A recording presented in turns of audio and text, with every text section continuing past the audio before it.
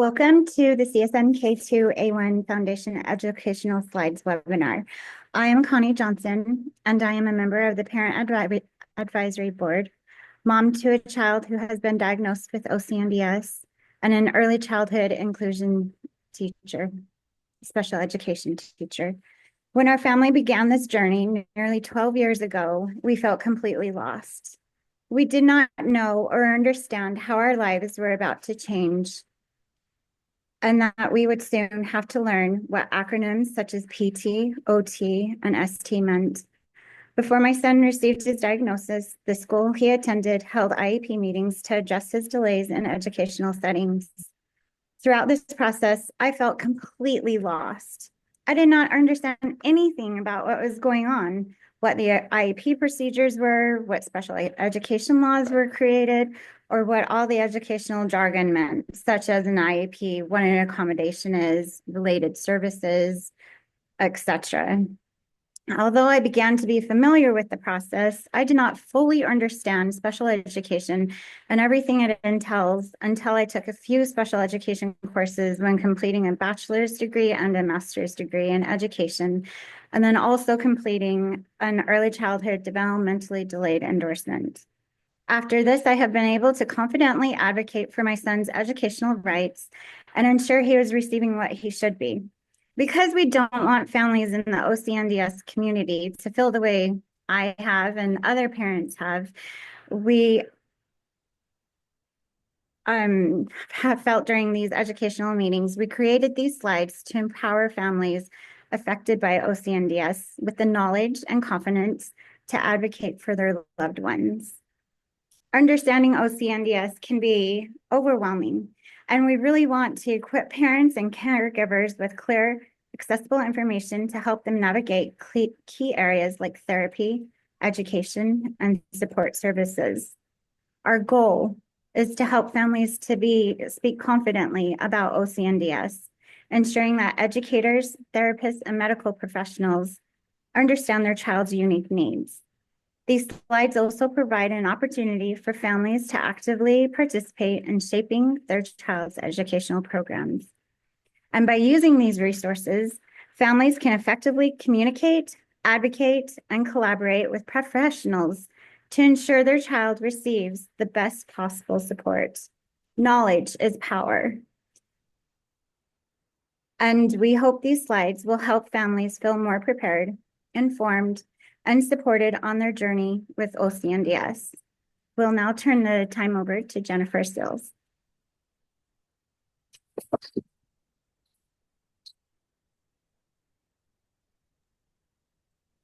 Good morning. We've been working on this project for several years, and we're really excited also to have Deanna here, who is a specialist who helped us navigate this journey. A little legal disclaimer that these slides and scripts that we're going to talk about today are for informational use only, and we should not consider it to be medical, legal, or educational advice. Every individual with OCNDS has unique needs, and we encourage families to consult with healthcare providers, therapists, and educators to determine the best support and interventions for their child. Good morning. I'm Deanna Heuring. I have been teaching for 18 years. 12 of them have been in the transition area of education, so I'm preparing individuals with disabilities for life after formal K-12 education. I became connected with the foundation through the Jordan family. Cody was my student for 2 years at my site at Bear and Creve Coeur in St. Louis. I am so excited to help the advisory board move this over the finish line, but also with the reminder that this is always going to be a work in progress. We're going to learn things along the way from everybody using it and things that we need to adjust.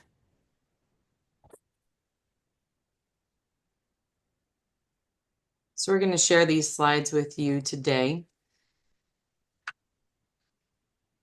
Deanna, is it easier for you to share them from your screen? I can. I need a permission to share. Thank you. There we go.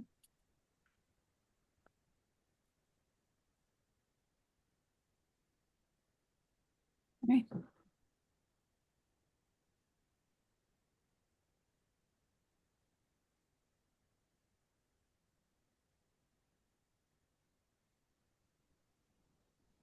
This is the first slide, and we've created a script for parents to help you as you're in a meeting. And in the introduction, you would introduce yourself and just express appreciation for the work that everyone does, and looking forward to working with the team to support your child. On the next slide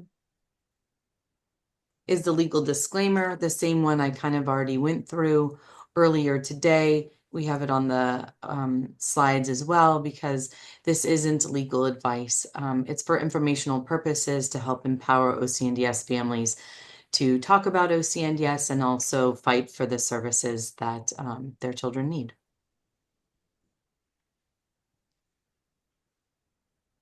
On this next slide, talks about, what is OCNDS, and here you're going to give a little bit of a background on OCNDS, and basically OCNDS is an ultra rare genetic condition that was first described in 2016. It is caused by mutations in the CSNK2A1 gene, which is located on chromosome 20. This gene produces a protein called CK2, and this protein is found in every cell of the body and plays a crucial role in development. And so individuals with a mutation on this gene have Okur-Chung Neurodevelopmental Syndrome.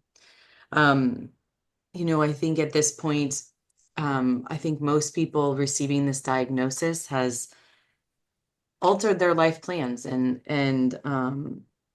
either was a turning point for their family.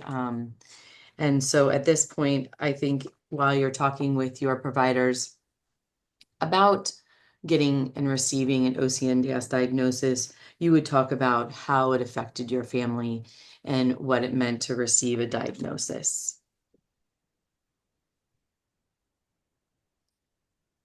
Connie, when you received a diagnosis, how did it affect your family? Well, it really affected our family because after 6 years of wondering what was going on with our son, we finally knew what it was. For 6 years, we were constantly told that even if we had a diagnosis, that we'd still have to be doing all the same things. But just knowing that there was a mutation in his gene and that it wasn't anything that we did or that I did, it really helped to be like, okay, this is what's going on with them, and this is why. It gave the why to why he needed PT and OT and why he needed educational services and things like that. So it was really a blessing to finally receive the diagnosis. Us too, when we received the diagnosis, it was a huge relief. Same thing. I was always wondering if I had had too many beers in college, and that's why it had caused, our baby to be different. And it was helpful to know. But then I think it also helped us figure out the interventions we wanted to do, because we thought if we piled on interventions that maybe all the symptoms would go away, and knowing that it was genetic, that we then sort of altered our path, knowing that the goal of therapy wasn't for all the symptoms to go away, but to figure out how we could support her, because with a genetic mutation, it's always going to be with you. On this next slide is a map of the community of OCNDS families around the world. This is a worldwide condition. It's not located only in just one place, and it affects male and females equally. And so currently there are 319 individuals diagnosed with OCNDS in the world that are registered with the foundation. And every quarter we'll update this number because we are continuously growing. But it's important to know that everyone with OCNDS, their symptoms range from mild to severe, and that nobody presents in the exact same way. And so even as we go through lists of symptoms, that are associated with OCNDS. Not everyone is going to have all of those symptoms.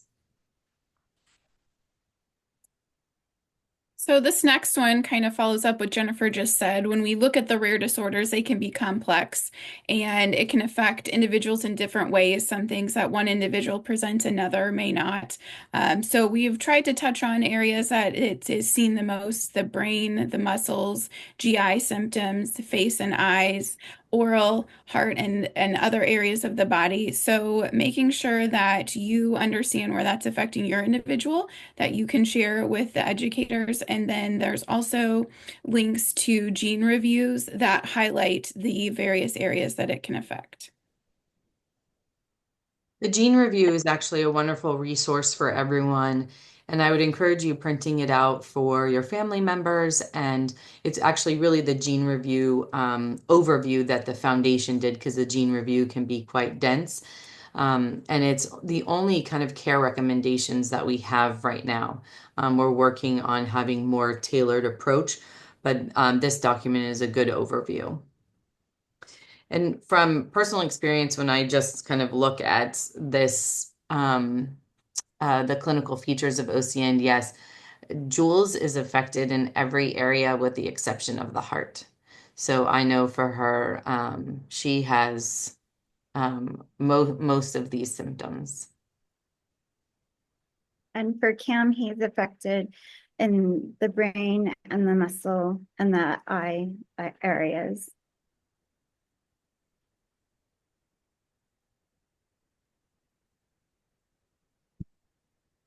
A few years ago, our community came together with the Parent Advisory Board to create a survey to see what therapies were working for our families. And so we came up with a list. This is an exhaustive list.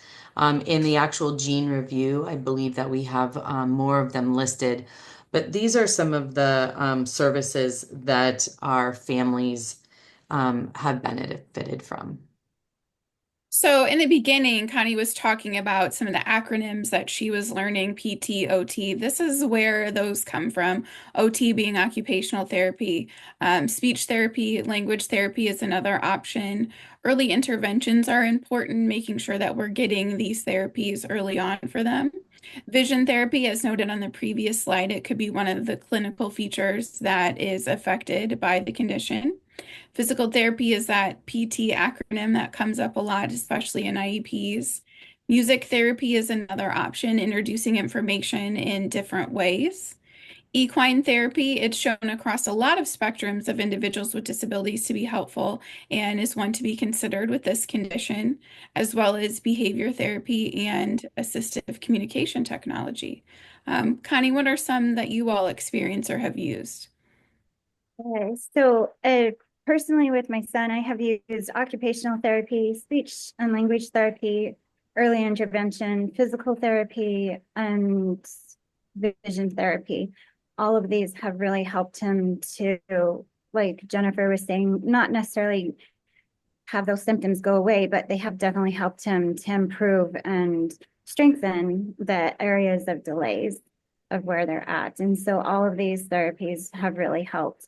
And professionally speaking, I have used assistive communication technology, and it just does wonders for our kids who are nonverbal or don't have that language capability. It's amazing.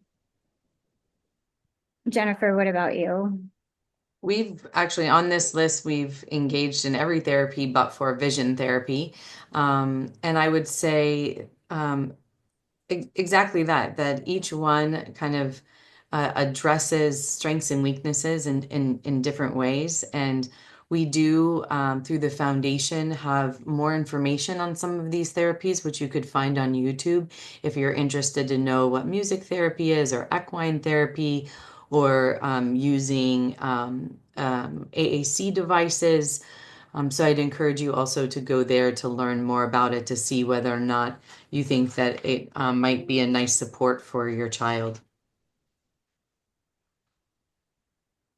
On this next slide, we're going to look at the family coming together as a team with the school. It's important to have those in and out of school providers and the family all working together and on the same page towards similar goals. Consistency is going to be key for your children and individuals that have the condition. And we want to make sure we're using clear, simple language, and that language crosses over between both settings. As you enter your IEP meeting, you're going to want to make a list of phrases that you use at home that you'd like for them to duplicate at school.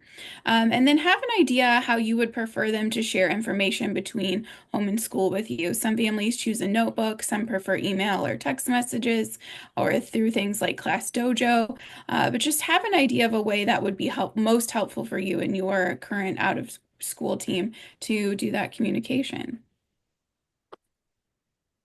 Jennifer, do you want to share some words that you use at home that you shared with school to make sure they were the same? So I'm thinking of when Jules was practicing toileting. And so even something as basic as let's go to the potty or go to the toilet. And so we had common language that everyone was using just for the potty. And that was one that, again, just to make things easy for an individual that maybe have difficulty with processing, that we're using kind of the same visuals and also the same language across settings so they can be as successful as possible.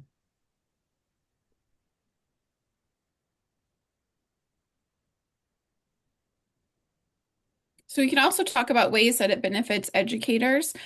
For me, when I first got Cody as a student, Terry came and met with me. She asked for a meeting before school started, which was extremely beneficial. I was made aware of what expectations that she had and things that they were working on at home. And then we were able to partner very well on what we were working on and move Cody forward in a variety of ways.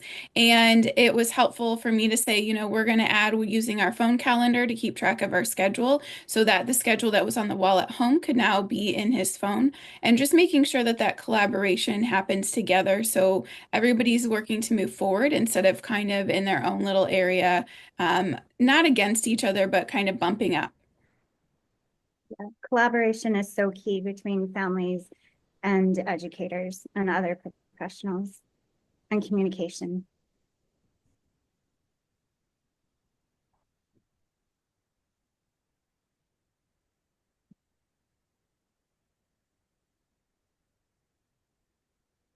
We created this slide for you to present during your educational meetings because it's important to know that OCNDS affects the entire family, not just the individual in which you're seeking services for or your child that you're maybe talking to a new provider with and you're running through these slides with.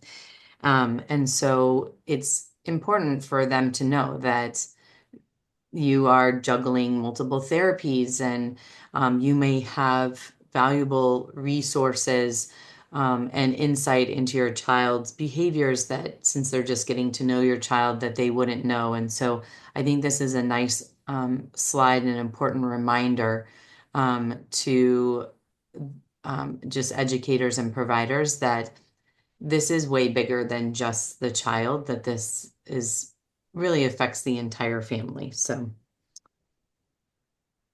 And from an educator standpoint, this is great information to know because everybody can work together on the specific goals. So just the other day, I had a conversation with a parent who has a child who's going to a different school and then some outside sources. And so as all three of us are working together on the same goal, we're all able to help her be able to achieve the goals that she wanted for her child, if it's in behaviors and just improving focus or attention, or with the speech therapist and the parent helping them to be able to understand their child more.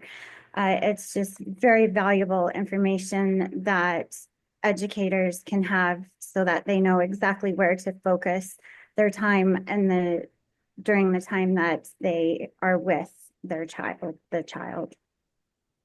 It's also helpful, and it touches back on that communication back and forth to school. It touches here on the sleep and how the sleep can be disturbed, not only for the individual, but for the parents. And it was really helpful for me, and it is for me going forward with all of my students. If a parent sends a little note that says we were up 8 times last night, so that work day is going to look different for that student than if they had had a better night's sleep. Understanding that things that are normal triggers that might take a longer time to get to could be a little shorter to that day, or maybe there's just certain tasks that we're not going to tackle because of how the night before went. So understanding all of those things is really helpful as continuing that team communication and moving that goal forward. And I think it's important that you know that you can make these slides your own, and the script that we are giving you is just a guide. You know, here, if there's anything that you feel like you want to add or subtract, feel free to do that. So this next one that we're going to look at are all the IEP areas that are considered when you're talking in a meeting, and reviewing them for your child is going to be helpful so you know their areas in need. They may have needs in all of the areas or just a few, but the team is going to need to know all of those concerns. But when you're thinking about the IEP, you're going to want to have come into that IEP identifying the top 3 concerns that they can work on for goals. And this can be an area to highlight their strengths as well. I think a lot of times in IEPs, we enter it with all the things that can't be done. But if we can start here with some of the things that can be done and then move to the areas that they need help, it gives you a guide to enter on a positive note. And I think, you know, as we look at this, you know, when I think of my own Jules, you know, she needs help in every single one of these categories. But knowing how long the day is, also just how long it takes her to process information, there's no way that she's going to be able to touch on each one of these goals every single day. And I think that's why we were suggesting that maybe come up with a kind of top 3 concerns for your family and what you would like to see worked on, because there's no way that any educator could work on all 9 in one day, or even in one week potentially. And so this, I think, is just to have more clean, clear, crisp goals, and ones that I think are more achievable, since in order to achieve goals, you need to be working on the skills continuously and repetitively, right? So anyway, so I think this is a nice slide to focus everybody.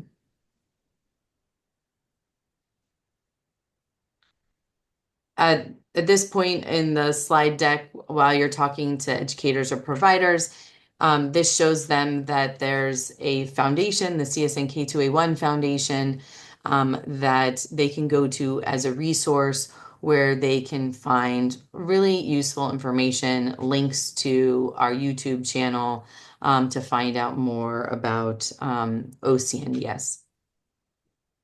In addition, I actually just want to mention, we also do have a closed Facebook group for providers and extended family members. And so they can join there, so they can also ask questions and have them answered in a closed private group.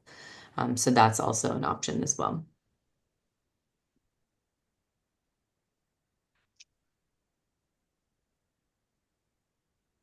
I want to thank here's the thank you slide that you'll thank everyone for listening and for working as a team.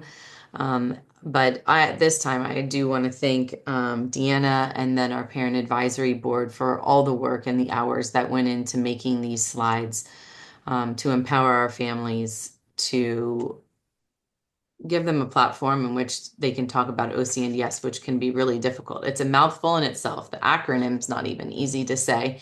And so being able to distill down all this information in a really simple way, we hope that this makes it easier for you.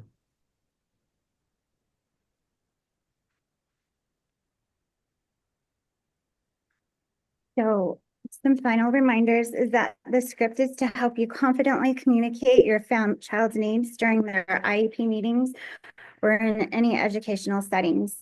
Some steps to follow to personalize and use it effectively is to 1, prepare in advance, review the script, and insert your child's name where indicated.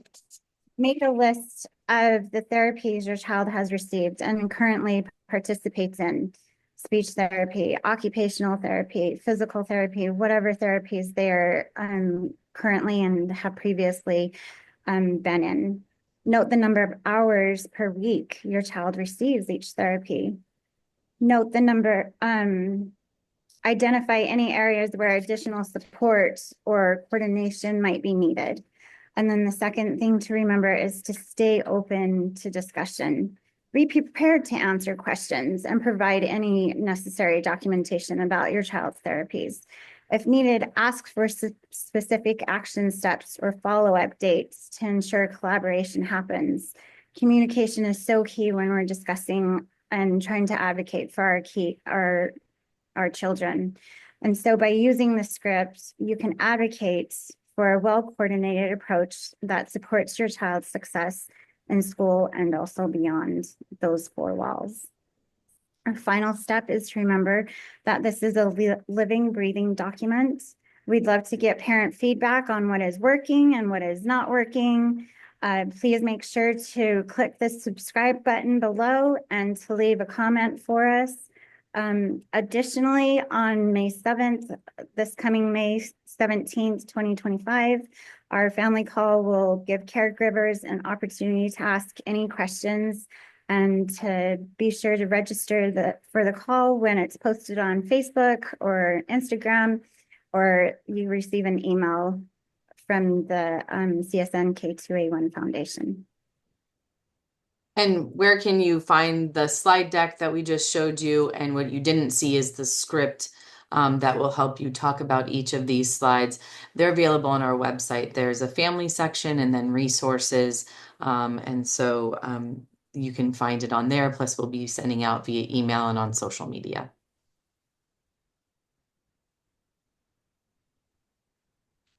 Anyhow, I want to thank you for joining us today.